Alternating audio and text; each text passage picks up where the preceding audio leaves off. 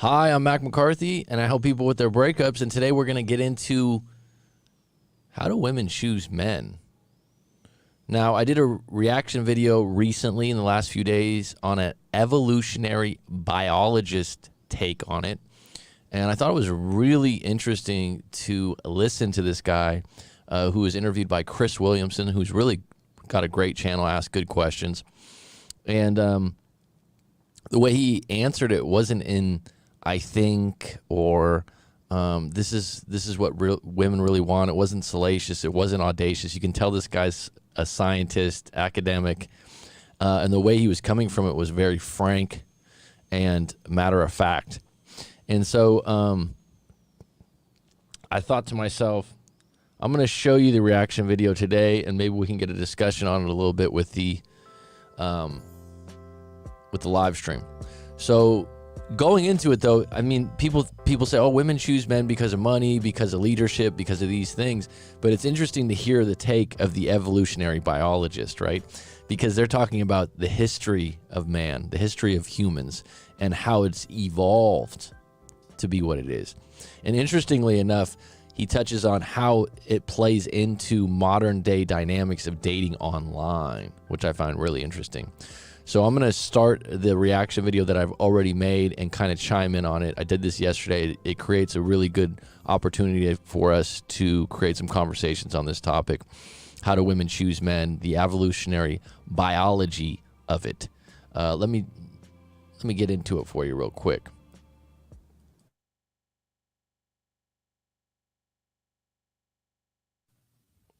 Hi, I'm McCarthy. And today I want to react to an evolutionary biologist's opinion on modern dating. I find this really interesting. There's a lot of people out there that have an issue with online dating, the modern world of online dating. And let's just face it, it is what it is, right? This is what it's going to be. The competition out there has changed. The platform has changed. And this individual has a very interesting opinion on it. So let's get into it. About monogamy in male psychology, you say that monogamous marriage norms constrain the darker aspects of male psychology. Talk me through that. Well, do I say darker? I hope I don't say darker. No, that's my okay summary. So yeah, so the idea is that because of the differences in male and female biology, human males can benefit from multiple matings. And there's nothing about a pair bonding instinct. So gorillas have a pair bonding instinct that prevents you from having multiple pair bonds. And this is true of men and women, except men can benefit because you can think of serial versus parallel. So men can have babies with multiple women at the same time, whereas women can only have one baby at a time, right? And so there's less benefit for a woman having multiple husbands than a man having multiple wives. And polygyny turns out to be pretty common across human society. So in the largest anthropological database that we have, 85% of human societies allow elite and high status men to take additional wives.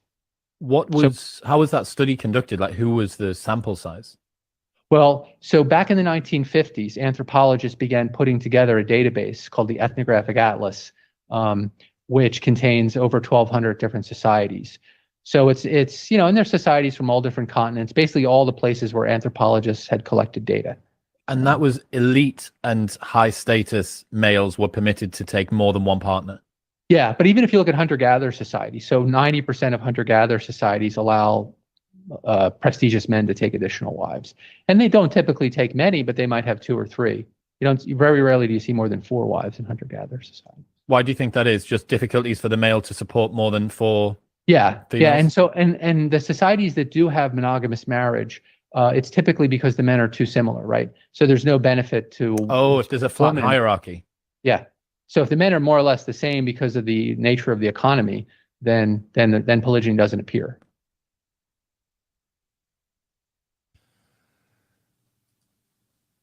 So this is a great point. Okay, this is so interesting because what I love about it is Chris Williamson, who's great, asked the question, well, where's this research from? Because so many times there's so many things where they said this, research shows, and they don't elaborate. And so this individual elaborates and he gets into it. He's obviously got a background in it. But what's really interesting about it is this idea that monogamy is this, this thing that's built into us when it's really the opposite. And this is an evolutionary biologist, right? This is some guy that's very specialized in this field. And you can tell by the way he's talking about it. He's not jumping around. He's not guessing. He doesn't use the words, I think, right?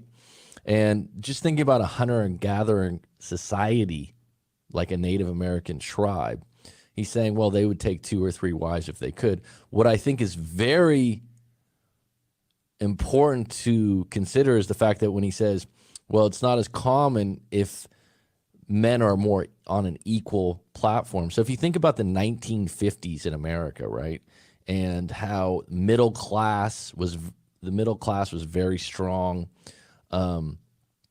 this would provide that kind of a platform, right? So if everything was equal, well, then more men are going to have one wife, is what they're saying, right? On the flip side, since the beginning of time, is what he's saying, 80 to 85% of cultures have been having the cream of the crop, the top men in the society, which weren't always rich with money, but maybe the best hunters, the best soldiers, the best protectors, the best looking, would have multiple women, multiple wives. And this guy's saying this without an inkling of, yeah, it's kind of true. It's not. Watch when he talks. Watch when he talks. He's done his research on this. Is polygyny just more efficient resource allocation then?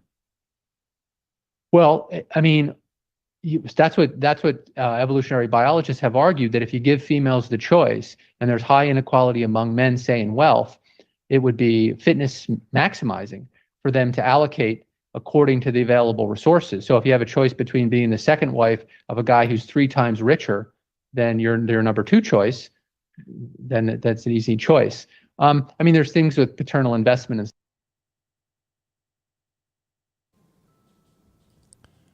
I mean, this is one of the greatest points here, right? It's putting it this way.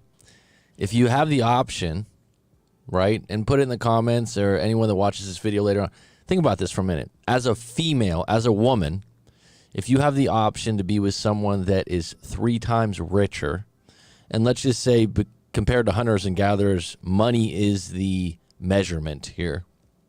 3 times richer, 4 times richer than your next best option. Would you rather be that person's second option or third option, meaning second wife or third wife? What's really interesting about this that would be deeper to it, right, is the fact that would you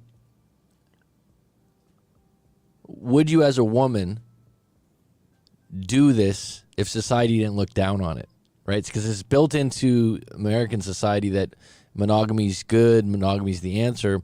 But if you look at the beginning of time, he's saying 80% of cultures had multiple wives, and the cream of the crop, the kings, the best soldiers, whatnot, would have 3 or 4, as many as they could handle. And this was absolutely normal, okay? And there's history to support this. So why did we go this other direction where it's like monogamy's number 1? Why is that? That's a good question. So why is it looked down upon? Will there be, an interesting question in the future, will there be more women that accept this multiple wife thing, right? And he's just saying throughout, I think he said early on, it was 80% of cultures in the history of time have been where men at the top have more women. And we can see this over and over again with kings, presidents, and stuff like that. Let's get back to it. stuff, because there's only one male and he can only do so much paternal investment. But if resources are the critical thing, having enough food, say, then that logic makes sense. But what it does do is that it'll inevitably create a pool of low status unmarried men if there's too much polygyny. And those are the guys who cause problems because they're faced with possibly being zeros in the evolutionary rate. If you think about it now, there are factions of society that are men that are upset right now that it's not fair, and they blame it on women, and women have too high standards, and they're messing up things. And so what he just said, it's like if there's too much of a gap, the men that get left out get really pissed off and create problems. So what does that relate to now? Would you think that was true? Would be a good question. Do you think it's true that, there's some truth to the fact that guys in certain societies, for whatever reason, let's just say you're massively overweight, right? And you're like, well, it's not fair because I can't get women, but you're not accountable for the fact of your weight issue. On the flip side, some people say it's not fair that all the rich guys are getting a majority of the likes, or on dating apps only 20% are getting 80% of the action. Whether that's true or not, he's saying if this gap is big enough, it creates a lot of problems because there's a lot of bitter guys out there that are upset and that create problems. But what we've had now is we've had a lot of bitter guys out there create subgroups that are actually creating social acceptance within the group that are like, you know what, let's just not even try with women, right? And he's going to talk about it a little bit later about it. I guess there's some groups in Japan that are doing this. All right, so let's get back to it. And so they are willing to take big risks in order to catapult themselves up the status hierarchy and have a chance to get into the marriage and mating market. Incredible point here. I've never heard it expressed this way. But if you look at society now, say in the States, right? And I'm not going to use any research on this, but there's a inequality gap in making money, right? There's probably never been more rich people, but there's probably never been more people that are poor, and the middle class is kind of dwindling. And that being said, with YouTube, the internet, Instagram, people that have money, have the good bodies, have the things to show off, have never had a platform to show off more. But what's really interesting is this side point where he says, if you develop a society where the men at the top are getting, let's just say the 80-20 principle. Let's say that the 20% of the richest are getting 80% of the women. Let's say that this was possibly true, and I'm not saying it's absolutely true, but let's just say this. Let's just play this game for a moment. If there was 20% of the top males on a dating app getting 80% of the women, right? Now the guys sitting on the sidelines, not getting any action, not getting any replies, what are they going to do? Is it possible that they will start a movement against that? And what he's saying is they're going to try to do some crazy things to catapult them into these women's eyes. Now, with the internet, I don't think that's quite easy. I think some guys are going the opposite direction and actually saying, you know what, I don't need a woman, or this isn't fair, or this isn't equal. I don't like this game. But they're not catapulting themselves into the next level. Do you know what I mean by that? Put it in the comments below. And please let me know what you think about this video in the comments.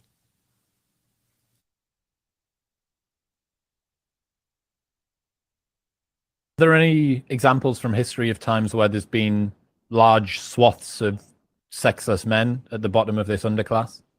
Yeah, it appears lots of times. I mean, the places that we know best ethnographically are in these gerontocracies that appear in Africa. What's that? And these are what's a geront? So the gerontocracy is ruled by the old, essentially, and really it's old men. So what some societies have figured out is they put men through a series of initiation rites, and at various you have to be, you say you might have to be in your mid to late 30s to get through the final initiation rite, which allows you to finally take a wife. So that means you got this big pool of 20, 30-something men who are basically the warrior caste, the warrior class. And eventually they're going to pass through the rite, assuming they survive, and get to be old men and then get to be polygynous. But the older men are basically taking the younger women, so as soon as they're old enough to have babies, essentially, they get married off as wives to these older men. And then there's all these young guys roaming around. And this leads to a lot of conflict because you need to accumulate enough bride price, and so there's a lot of raiding and things like that. But lots of societies have had that. So places where the elite in the Inca Empire, Aztec Empire, the elites all maintained large harems. And so if you look at the early descriptions from the friars, for example, that showed up in the Aztec Empire, they talked about how your average Indian, average Aztec man had trouble finding a wife because the elites had basically taken all the available women. Yeah, you talk about. So this is a society that's created this, right? And if you look at it, as he's talking about this, and Chris Williamson's great at asking some questions here and having him elaborate a bit. But looking at it, elite men in society, and here's the thing, society and culture make the rules. Now, where those are started, that's an interesting question to ask, right? Who knows where it starts? But the Incas had a certain culture with a set of rules, a set of customs, right? He's saying some of these African societies had this, where they created a situation where the men at the top got all the women. And as he mentioned earlier, if a man's 3 times wealthier than a woman's next best option, she won't mind being the second wife or the third wife. Now, put it in the comments below if you think that's true. Do you think that's true that a woman would want to be a second or third wife with a man that's 3 times richer than her next best option? It's a great question to consider. Let's get back into it. The math problem, right? Yeah. Yeah. So this idea that when because males and humans tend to have one male and one female, you can end up with this huge pool of males when the elite males take all the women as wives. It's not too far from what we're seeing in the modern world, though. I'm aware that it's not because polygyny is happening all over the place. In fact, even though marriage as an institution and religious rights and stuff are declining, and you can say that contraception and looser rules and norms around premarital sex and casual relationships and stuff like that, there is currently an asymmetry. I think the number of men reporting no sex between the age of 18 and 30 tripled since 2010. So in the last 10 years, that number's tripled. You also have women between the ages of 40 and 44. This is an interesting one because I've heard this before, 18 to 30, men not having sex. This is one of those ones where research shows or study shows. I'd love to see the study and who they're characterizing this. Is this just Americans? Is this a certain state, a certain place? Because it gets thrown around there quite a bit. I will say this, as being a breakup coach, talking to a lot of people in different breakup situations, relationship situations, there's a lot of guys out there that go, oh, yeah, I've been in a dry spell for a while. Or, you know what, I didn't start hooking up with women until I was 23, 24, and they have this shame to it, right? I don't know if this has to do with evolution or video games and porn, because I think that time's being occupied in other areas. Tell me I'm wrong on that. 5 at the.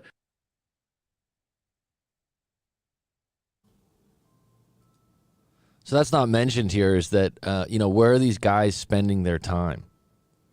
And what it comes back to is, if they're not being leaders, if they're not being a superior part of the class, pulling more women, and then complaining about the inequality of it, right? Or the unfairness, or right now there's a large swath of guys that are like, women are out of their minds, or what they expect and what they want, right? But if you look at it from an evolutionary standpoint, in the past, they've always wanted the cream of the crop. I think that's what the video is saying, is that really in a calm manner, this guy who's, like I said, I believe it's an evolutionary biologist, and what he's basically saying, since the beginning of time, and there's large swaths of data that he's come across with different civilizations, that there's always going to be, the top men are going to have multiple women.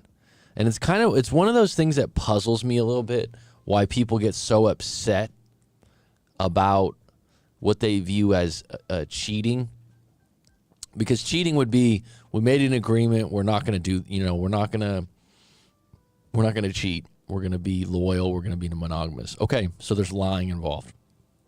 But the idea that cheating's so shocking, because if you believe what this guy's saying, it's built into the human being, to a man, that if he has the option of having 10 women. Now here's the thing. This isn't a situation where it's just he's imposing will on these women. It's more like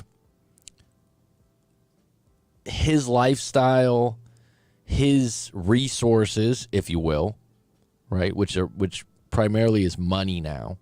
His status now, right, is so high, is so much higher than maybe the next guy in line, that she's willing to be one of many, to be one of 5, to be one of 10. And if you look at it from this guy's office, right, of academia, you look at it in a different way, that people look at it like we're built in as monogamous humans. And I think that's questionable. I've thought about this many times, because people, when they come to me for breakups and they cheated or there's cheating involved and they're so shocked, they're so upset, and I'm kind of like, listen, it's not good because you lied. It's not good that you did this because you lied about it. The lying made you feel guilty, right? And society that you're living in is saying that this is a horrible thing to do because you went to a church to get married, that you have these values. But if you look at it in a larger scope of things, like this reaction video I did with this evolutionary biologist, he's saying since the beginning of time, the men at the top have had multiple women. So what does that translate to? If men have the ability to have multiple women, they will. It's in them to do so. Now, someone might say, well, that's not right. No, that's not correct. I'm saying that if you look at books like Sex at Dawn, these ideas that your rules in your society and your subculture are what humans follow is not true, right? These are created rules within different societies and sex. And so if you ask me, well, what's the answer? Do we just go back to a time when men can have multiple wives? My answer would be, why are we shocked by this? Why are we shocked by the fact that a guy that is famous and has a lot of money is going to be promiscuous, have multiple women, or not be loyal to his wife? Now, the problem with that is if he's telling his wife, I will, right? Or if he's just honest and upfront and saying, hey, look, this is how it's going to be if you're with me. Now, here's the crazy part. If he does that, let's just say we have a guy, if we had a case study on a guy that was an NBA basketball player and he makes $20 million a year, he's famous from his craft, he goes out, people are literally asking for his autograph. That's the highest level of being famous in the world now, probably, right? Which is kind of ridiculous when you think about it. Why you want someone to write their name on a piece of paper? I look at it so funny now, because when I was a kid, it would be so cool. Now I look at it, it's like it's useless, right? So it's just something that's been crafted, right? And the interesting thing is that basketball player, he's going to have hundreds of thousands of options. A lot of these guys have been divorced 5 times. They've been shunned in the media for having 7 or 8 kids out of wedlock. I'm not saying that's right, but I'm saying if you look at it from an evolutionary standpoint, where this guy's saying, well, this is completely normal in a lot of societies. This has been done since the beginning of time. So who's right, who's wrong, right? Now, people out there in societies now, that a guy that's getting all this attention on Instagram because he's got a great body, he's got status on Instagram, maybe he's making money as an influencer or something like that, right? The idea of that happening and they're bitter about it,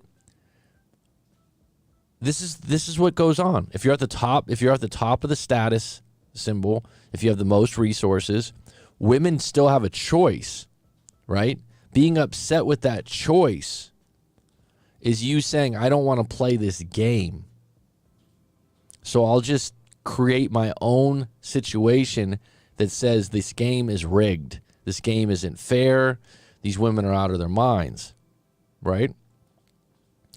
But it doesn't take away the fact that it is what it is, right? Kings have been taking multiple wives for years. Presidents, the history, like look at the history of presidents. Like Bill Clinton, you think he's the only one? No, he's the only one that got caught, right? And so, is a monogamous marriage still possible? Absolutely. Absolutely. Is it ideal for raising kids? Yes. I would say yes. Is it shocking when some guy cheats on his wife? No. Is it shocking when a woman cheats? No. It's been going on since the beginning of time. Is it something that should be shunned by the rest of society when someone does this? No. I don't think so. Now, in an individual relationship, the level of lying that goes on is the problem, right? So finding out what's right for you and what's wrong for someone else are two different things. But this idea, this needs to be opened up. I think in the future it will be. But if you don't like what it is, look at the history of time and you're thinking like, this is unfair. This has been created by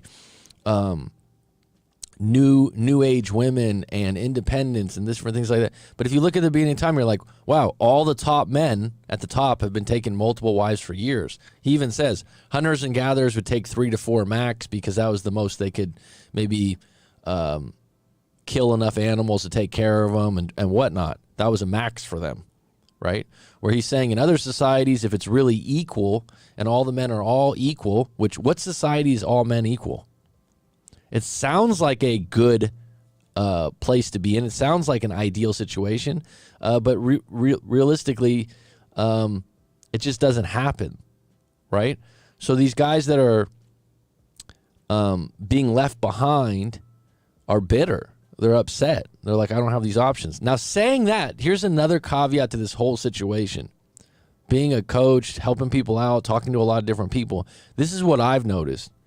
There's never been a better time for a guy that's at the bottom of the totem pole, a guy that's like, fuck, man, like I have no chance, like, you know, doesn't make a lot of money, isn't the best looking. I think dating apps and those things supply the best opportunity for that guy to get one. On the flip side, someone's like, oh, I don't get liked as much. No, but you're able to keep fishing without getting rejected directly. Now think about that for a minute. It's like having dating apps is like putting your profile up and putting your fishing pole in the water and leaving it there. And then someone calls you up and goes, hey, you got a bite. You want to come over and catch this fish or attempt to? Hey, you got a bite, right? It's leaving the bait in the water. And so this guy has a much better chance than going out in the wild and getting rejected over and over again, because there might be another woman out there who's not of, you know, the same value that goes, wow, we would be a good match. And this is what happens. I think it's never been a better time for a guy that's at the bottom, that doesn't have the resources, that's not doing well, if he's on a dating app, to actually meet someone. I think he has a higher propensity to do that now than he did, I don't know, before dating apps, right? Whereas everyone thinks like, oh, this is going to be more difficult. I think what's happened is a guy gets rejected or a guy gets divorced. He gets back out there and then he gets bitter, right? Because it's not easy. He gets rejected. He's seeing, and you've never had it before where the wealthy and the people that are in the best shape have platforms to just throw it in your face over and over again, right? Over and over again, over and over again. This is what you want. This is what you need. So it's almost like in the book, The Subtle Art to Not Give a Fuck by Mark Manson, he talks about there's a bell curve to either be a victim or to be a hero, and to be in the middle is not really a good place at this time because there's no story to tell. And so if you're at that point, someone goes, all right, I don't want to try to be this superstar or anything like this. So instead of doing that, I'll just complain about women, right? And the game's rigged. instead of maybe making myself one of those guys that has more options. But looking at this type of video, right? How do women choose men in evolutionary biology? Like, can it make more sense to you that this isn't some kind of new thing? That this is not some kind of unfair thing that's casted on society, that women are pursuing, the top 20% of men and vice versa? Because I think it gets skewed too. Like a guy will settle for a woman that maybe isn't up to par, but he doesn't have feelings for her long term. That's the difference. He doesn't need to settle down with her. And the evolutionary biologist mentions this earlier on. He's saying that, look, the reason why men do this, they don't need to make the investment because they can keep procreating. They can keep mating, if you will, with multiple women, and they don't have to stick around, right? Where a woman gets pregnant, it's 9 months, that's it, right? So it's really interesting when you think about how many people actually look at this and they go, oh my God, I can't believe a guy would have multiple wives. I can't believe a guy would have multiple girlfriends. This is disgusting, ludicrous, outrageous. Oh my God. It's like, hold on a minute. This has been going on since the beginning of time, right? This is not something new. It's not. And if you look at animals overall, I think penguins are the only other one that are pair bonded. He said gorillas, I think, also. But would human beings be involved in that? I'm not sure. Looking at what this guy's saying, he's saying civilizations, Incas, hunters, and gatherers, they've always had the men at the top have multiple women. The difference is there's no shame in it. The difference is it's accepted by the group. Now, that's not to say that if some guy's got 3 or 4 wives, he's not going to have more problems. That's one of those things, because I know someone right now, they say, oh, he's got 3 girlfriends, he's really rich, he's got some high status, and he's absolutely, it's fucking cool, man, right? You got 3 girlfriends. Everyone from the outside's going this. Yeah, but that's, believe it or not, and someone's going to not like it, it's a lot of work, man. It's a lot of time. You're going to keep all them happy. So from the outside in, I'm not shocked by it. I'm not appalled by it. I'm not disgusted by it. Those women had a choice. They like to be in that. The fact that he's got money and he takes care of them, they don't have any problem. But here's the thing. It's probably got an expiration date on it where one of the 3 women are going to have a problem with one of the other women. Because what happens is they're going to get jealous. So it's not that he could never date 3 women again. It's just that what comes with that isn't going to guarantee you a yellow brick road to happiness. So it's like marriage and commitment are tough in a monogamous relationship. If you got 3 or 4, they're all agreed upon it. It sounds great. You got great intimacy.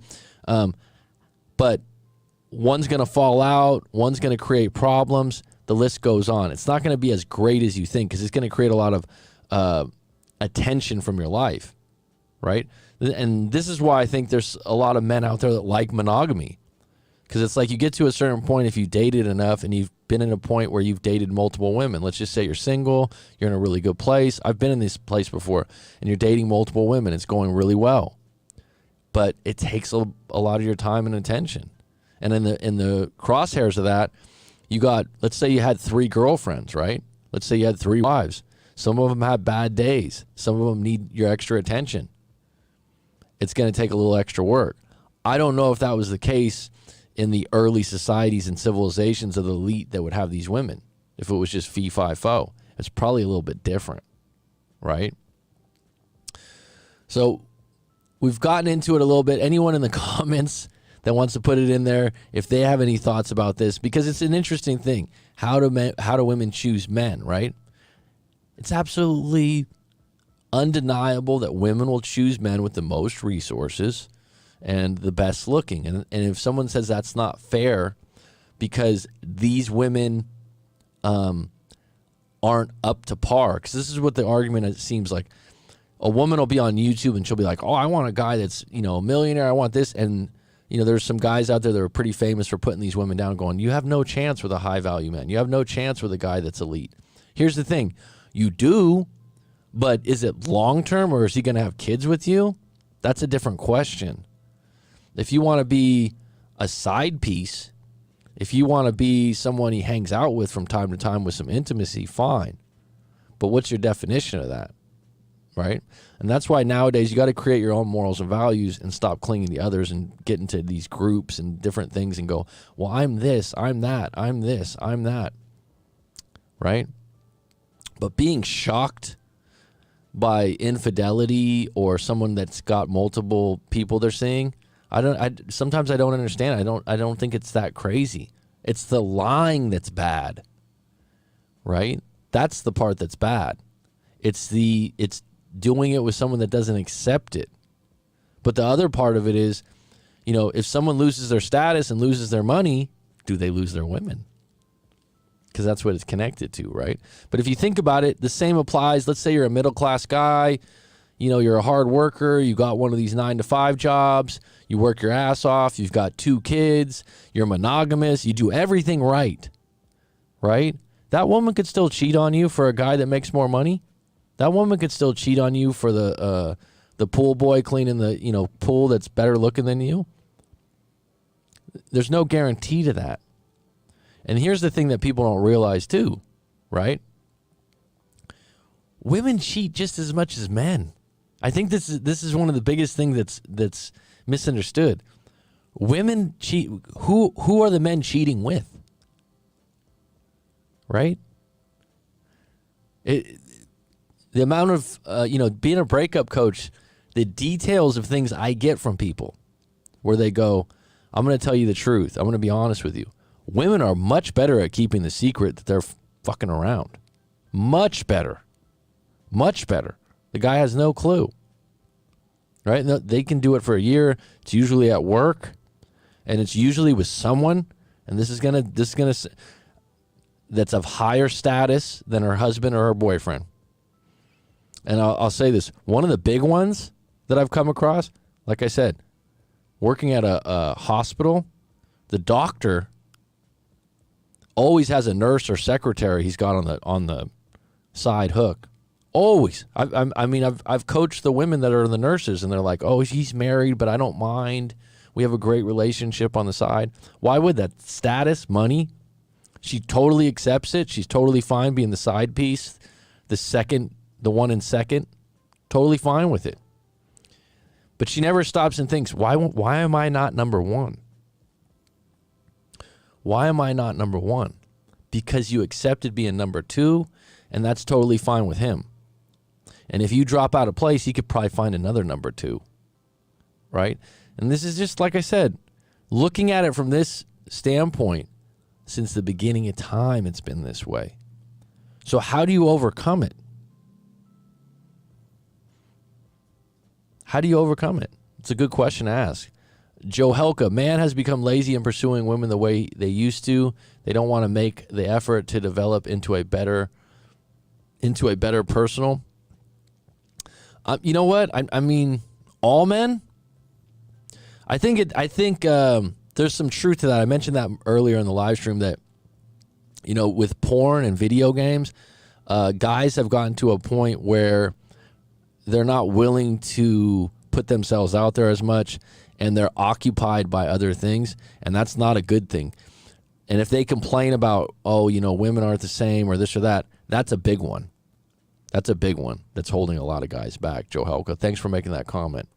So that's come about for a long time now, right?